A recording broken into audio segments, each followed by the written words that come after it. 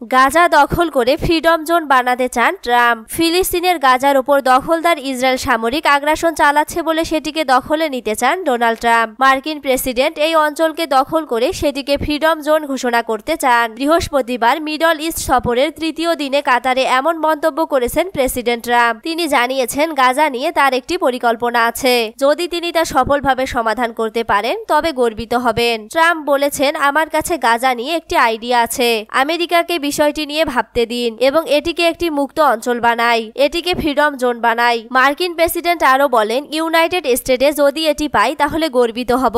America এটিকে নিয়ে নিক, দখল করুক এবং এটিকে ফ্রিডম জোন বানাক। এর আগে সফরে তিনি আঞ্চলিক নিরাপত্তা ইস্যুতে ট্রাম্প আবারও ইরানের বিরুদ্ধে কঠোর হুঁশিয়ারি উচ্চারণ করেন। তিনি বলেন, ইরান যদি নতুন পারমাণবিক চুক্তিতে রাজি না হয় তবে তার দেশের বিরুদ্ধে আবারও ব্যাপক সর্বোচ্চ চাপ প্রয়োগ করা হবে। ট্রাম্প আরো বলেন, আমি ইরানের তেল রপ্তানি শূন্যে নামিয়ে আনবো, সময় খুব কম, তাদের এখনই সিদ্ধান্ত নিতে হবে। যদিও ট্রাম্পের চলমান মধ্যপ্রাচ্য সফরে ইসরায়েল সফরের কোনো কর্মসূচি নেই, তবে তার বক্তব্যে স্পষ্ট এই অঞ্চলের কূটনীতিতে তিনি দ্বিতীয় মেয়াদেও সক্রিয় ভূমিকা রাখতে আগ্রহী। তবে গাজা যুদ্ধের কারণে ইসরায়েল সৌদি সম্পর্ক স্বাভাবিক করার আলোচনা বর্তমানে স্থবির হয়ে আছে।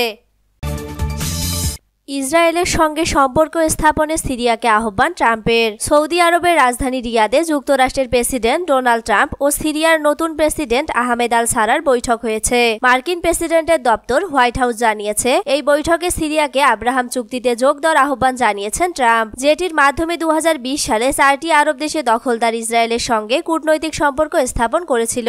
বুধবার সৌদির যুবরাজ মোহাম্মদ বিন সালমানের উপস্থিতিতে ট্রাম্প এবং সারার মধ্যে বৈঠক হয়, যা দীর্ঘ 33 মিনিট স্থায়ী ছিল।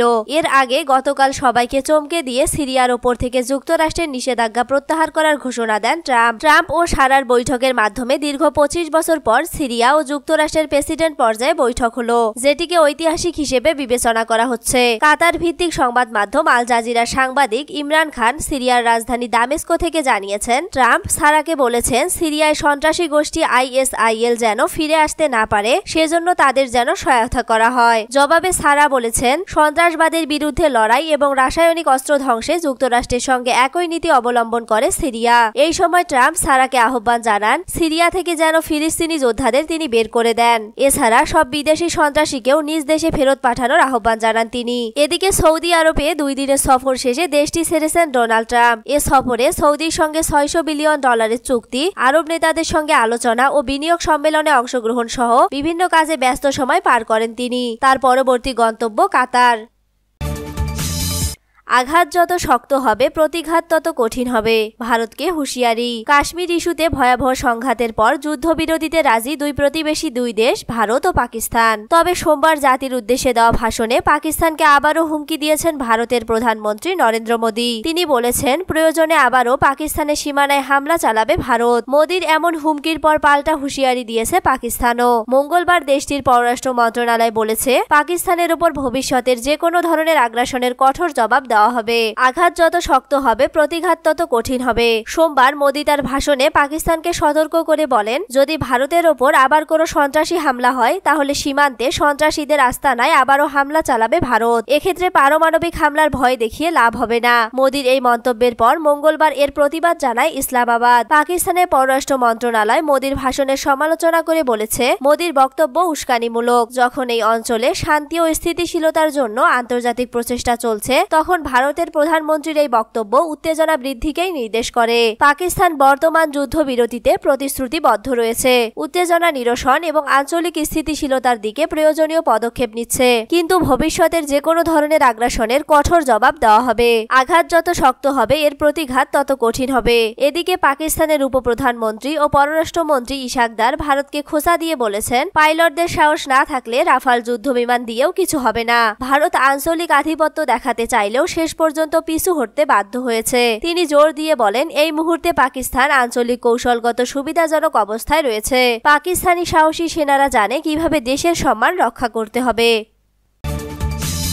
কর্নেল সোফিয়াকে জঙ্গিদের বোন বলে বিতর্কের মুখে বিজেপি মন্ত্রী। পাকিস্তানের সঙ্গে যুদ্ধে ভারতের অপারেশন সিঁদুরের অন্যতম মুখ ছিলেন কর্নেল সোফিয়া কুরেশি, কিন্তু মুসলিম হয় তাকে জঙ্গিদের বোন অর্থাৎ পাকিস্তানের বোন বলে বিতর্ক তৈরি করেছেন ভারতের মধ্যপ্রদেশের মন্ত্রী তথা বিজেপি নেতা বিজয় শাহ। তার এই মন্তব্যের জন্য বিজেপির সমালোচনা করছে তৃণমূল ও কংগ্রেস। সোমবার ইন্দোরে এক জনসভার ভাষণে তিনি এই মন্তব্য করেন। কংগ্রেস এ সংক্রান্ত একটি ভিডিও শেয়ার করেছে। তাতে বিজয় শাহ বলছেন, সিঁদুর মুছে আমাদের বোন মেয়েদের অসম্মান করেছে জঙ্গিরা, আমরা পাল্টা জবাব দেওয়ার জন্য তাদের বোনকেই পাঠিয়েছি। তিনি আরো বলেন, পেহেলগামে জঙ্গিরা ধর্ম জানতে জামা কাপড় খুলিয়ে পরীক্ষা করেছে, তারপর গুলি করে মেরেছে। মোদি নিজে তো সে কাজ করতে পারবেন না, তাই জঙ্গিদের সম্প্রদায়ের ওই বোনকে পাঠিয়েছেন শাস্তি দেওয়ার জন্য। বিজেপি নেতার এই মন্তব্যের সমালোচনা করে অবিলম্বে তাকে মন্ত্রিসভা থেকে পদত্যাগের দাবি তুলেছে তৃণমূল। তারা জানিয়েছেন এটাই বিজেপির আসল রূপ। ওরা বিদ্বেষে এতটাই ব্যস্ত যে ভারতীয় সেনা কর্মকর্তাকেও বিষাক্ত ধর্মান্ধতার শিকার হতে হচ্ছে। বিজেপির যদি এতটুকুও লজ্জা থাকে তাহলে কর্নেল সোফিয়া ও দেশের সশস্ত্র বাহিনীর কাছে ক্ষমা প্রার্থনা করুক। একই সুরে কংগ্রেস ভারতের কন্যা কর্নেল সোফিয়াকে নিয়ে গোটা দেশ গর্বিত, কিন্তু বিজেপি নেতা তাকে নিয়ে অত্যন্ত অসম্মানজনক মন্তব্য করেছেন। এটা আমাদের সশস্ত্র বাহিনীর অপমান। এরপরই বিজেপিকে উদ্দেশ্য করে কংগ্রেসের কটাক্ষ। বিজয় শাহ নিজেকে প্রধানমন্ত্রী নরেন্দ্র মোদীর ঘনিষ্ঠ বলে দাবি করেন। এখন বিজেপি কি তার পদত্যাগ চাইবে? এই ধরনের জঘন্য মানসিকতার জন্য প্রধানমন্ত্রী ও শীর্ষ বিজেপি নেতারা কি ক্ষমা চাইবেন, নাকি বিজয় শাহকে পুরস্কৃত করা হবে? প্রসঙ্গগত ভিডিওতে কোথাও সোফিয়ার নাম করেননি মন্ত্রী, কিন্তু তিনি যে বারবার কর্নেলকেই নিশানা করেছেন সে ব্যাপারে নিশ্চিত কংগ্রেস নেতৃত্ব। তবে বিজেপি নেতা বিজয় শাহ সমালোচনার মুখে বলেছেন তার মন্তব্য বিকৃত করা হয়েছে। ইসরায়েলে দফায় দফায় ব্যালিস্টিক ক্ষেপণাস্ত্র হামলা। ইসরায়েলে দফায় দফায় ক্ষেপণাস্ত্র হামলা হয়েছে। ইয়েমেনের বিদ্রোহী গোষ্ঠী হুতিরা এ হামলা চালিয়েছে। এতে 2 ইসরায়েলি আহত হয়েছেন। মঙ্গলবার টাইমস অফ ইসরায়েলের এক প্রতিবেদনে এ তথ্য জানানো হয়েছে। ইসরায়েলের সামরিক বাহিনী জানিয়েছে মঙ্গলবার সন্ধ্যায় হুতি বিদ্রোহীরা ইসরায়েলে একটি ব্যালিস্টিক ক্ষেপণাস্ত্র হামলা চালিয়েছে, তবে আকাশ প্রতীক্ষার মাধ্যমে এটি প্রতিহত করা হয়েছে। ইসরায়েলের ম্যাগেন ডেভিড অ্যাডম অ্যাম্বুলেন্স সার্ভিস জানিয়েছে ক্ষেপণাস্ত্র হামলায় হুলন শহরে 40 বছর বয়সী এক নারী বোমা আশ্রয় কেন্দ্রের দিকে যাওয়ার পথে আহত হয়েছেন। তাকে ওলফসন মেডিকেল সেন্টারে নিয়ে যাওয়া হয়। এছাড়া রামাত গানে 65 বছর বয়সী নারী আশ্রয় কেন্দ্রের দিকে যাওয়ার সময় মাথায় আঘাত পেয়েছেন। তাকে ইসি লভ মেডিকেল সেন্টারে ভর্তি করা হয়েছে। প্রতিবেদনে বলা হয়েছে হামলার সময় ইসরায়েলের মধ্যাঞ্চল এবং জেরুজালেম এলাকায় সাইরেন বেজে উঠেছিল। সাইরেনের প্রায় 1 মিনিট আগে দূরপাল্লার মিসাইল হামলার বিষয়ে নাগরিকদের সতর্ক করে মোবাইল ফোনে পুশ নোটিফিকেশনের মাধ্যমে একটি প্রাথমিক সতর্কবার্তা জারি করা হয়েছিল। ইসরায়েলের প্রতিরক্ষা সূত্র জানিয়েছে এর কয়েক ঘন্টা পরে ইসরায়েলকে লক্ষ্য করে ইয়েমেন থেকে আরেকটি ব্যালিস্টিক ক্ষেপণাস্ত্র নিক্ষেপ করা হয়েছে, তবে এটি দেশ থেকে অনেক দূরে পড়ে যায়। সামরিক বাহিনী এই উৎক্ষেপণ শনাক্ত করলেও মিসাইলটি কোনো হুমকি সৃষ্টি করেনি বলে ইসরায়েলে কোনো সাইরেন বাজানো হয়নি। প্রতিরক্ষা সূত্র আরও জানিয়েছে সোমবারও ইয়েমেন থেকে নিক্ষেপিত একটি ক্ষেপণাস্ত্র ইসরায়েলের কাছাকাছি পৌঁছানোর আগেই পড়ে যায়। বেন গুরিয়ন বিমানবন্দরে একটি মিসাইল হামলার পর ইসরায়েল হুতিদের নিয়ন্ত্রিত অবকাঠামো লক্ষ্য করে 2 দিন ধরে তীব্র বিমান হামলা চালানোর 1 সপ্তাহ পর এসব হামলা হয়েছে। এ বিমানবন্দরে হামলার পর বেশিরভাগ বিদেশি এয়ারলাইন্স ইসরায়েলে ফ্লাইট স্থগিত করে। আপনি রাতে ঘুমান কিভাবে? সৌদি যুবরাজকে ট্রাম্পের প্রশ্ন।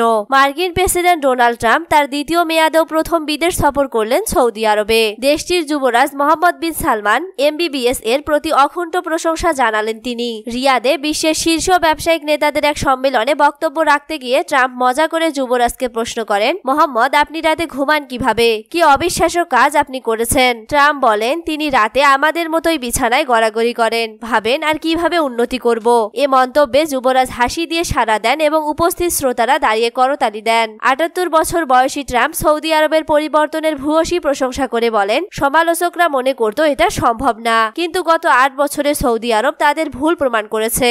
আমি তাকে অনেক পছন্দ করি, খুব বেশি পছন্দ করি। যুক্তরাষ্ট্র ও সৌদি আরবের মধ্যে ঘনিষ্ঠ সম্পর্কের অঙ্গীকার পুনর্ব্যক্ত করে ট্রাম্প ঘোষণা দেন MBBS এবং তুরস্কের প্রেসিডেন্ট এরদোগানের অনুরোধে তিনি সিরিয়ার ওপর থেকে নিষেধাজ্ঞা তুলে নিচ্ছেন। এ সময় ট্রাম্প রসিকতা করে বলেন, ক্রাউন প্রিন্সের জন্য আমি কি না করি। ডোনাল্ড ট্রাম্প সৌদি আরবকে বিশ্বের সর্বশ্রেষ্ঠ দেশ বলে অভিহিত করেছেন। তিনি সৌদি নেতৃত্ব, অর্থনৈতিক রূপান্তর এবং বৈশ্বিক মঞ্চে দেশটির ক্রমবর্ধমান প্রভাবের ভূয়সী প্রকাশ করেছেন। সৌদি নেতাদের উদ্দেশ্যে ট্রাম্প বলেন, আপনারা বিশ্বের অন্যতম সমৃদ্ধ দেশ। রিয়াদ একটি বৈশ্বিক বাণিজ্য কেন্দ্র হয়ে উঠবে। মধ্যপ্রাচ্যের ভবিষ্যৎ এখান থেকেই শুরু। সৌদি যুবরাজ মোহাম্মদ বিন সালমানকে দিনরাত পরিশ্রমী নেতা হিসেবে বর্ণনা করে ট্রাম্প। আবারও ভারত পাকিস্তানের পাল্টাপাল্টি করা পদক্ষেপ। আবার পাল্টাপাল্টি করা পদক্ষেপ নিয়েছে ভারত পাকিস্তান। দুই দেশই জানিয়েছে গুপ্তচর বৃত্তির অভিযোগে পাল্টাপাল্টি কূটনীতিকে বহিষ্কার করা হয়েছে। বুধবার ভারতের সংবাদ মাধ্যম দ্য হিন্দুর এক প্রতিবেদনে এ তথ্য জানানো হয়েছে। প্রতিবেদনে বলা হয়েছে ভারতের পাকিস্তান হাইকমিশনের একজন কর্মীকে গুপ্তচর বৃত্তির অভিযোগে বহিষ্কারের একদিন পর পাকিস্তান ইসলামাবাদে ভারতীয় হাইকমিশনের একজন কর্মচারীকে বহিষ্কার করা হয়েছে। ভারতের পররাষ্ট্র মন্ত্রণালয় MEA পাকিস্তান হাইকমিশনের একজন কর্মকর্তাকে পার্সোনা নন গ্রাডা PNG ঘোষণা করে তাকে গুপ্তচর বৃত্তির অভিযোগে বহিষ্কার করে। এই সিদ্ধান্ত পাকিস্তানে সার্চ দ্য অ্যাফেয়ার সাদ ওয়াররাইসকে একটি ডেমার্শের মাধ্যমে জানানো হয়। এতে ওই কর্মচারীকে 24 ঘন্টার মধ্যে ভারত ত্যাগ করতে বলা হয়। হিন্দুস্তান টাইমস জানিয়েছে পাঞ্জাবে দুই ব্যক্তির গ্রেফতারের পর এমন পদক্ষেপ নেওয়া হয়েছে। তাদের বিরুদ্ধে পাকিস্তান হাইকমিশনের একজন কর্মচারীর সঙ্গে গুপ্তচর বৃত্তির অভিযোগ করা হয়েছে।